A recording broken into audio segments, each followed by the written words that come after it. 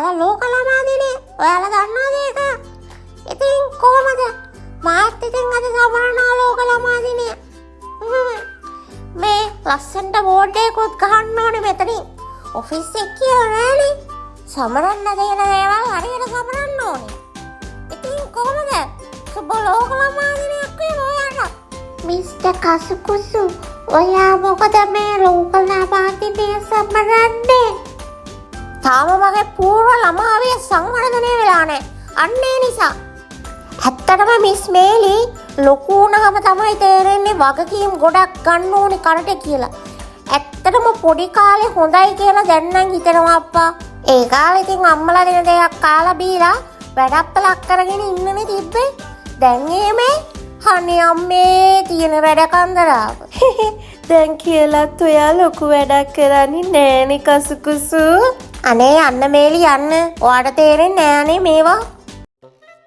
කසුකුසු ඉඳගෙන වැඩක් කරනවා දැක්කමයි මේ. නැත්තම් ඉතින් කරන්නේ කවුරු හරි අල්ලගෙන මුල්ලකට වෙලා කියව ඉන්න එකනේ. ලොක්කට ඉතින් හැමදාම පේන්නේ මගේ කළු චලිත විතරයිනේ. බොස් අද අපිට වාසියක් එහෙම නැත්ද බොස්? මොන වාසිද? ලොක්කට සුබ ලෝක ළමා දිනයක් වේවා. පිස්සුද කසුකුසු ලෝක ළමා දිනය සමරන්න ඔයාට? ලොක්කා ලොකු වුණාට මම තාම පොඩිනේ ලොක්කා.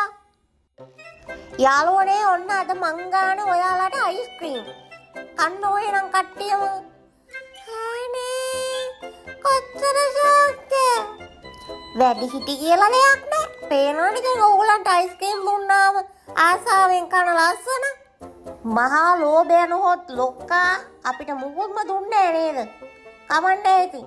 ලොක්කා ඇතුළු සියලුම දෙනාට සුබ ලෝක ළමා දිනයක් වේවා. ලොකු පොඩි හැමෝටම කියන්න තියෙන්නේ සතුටින් ඉන්න.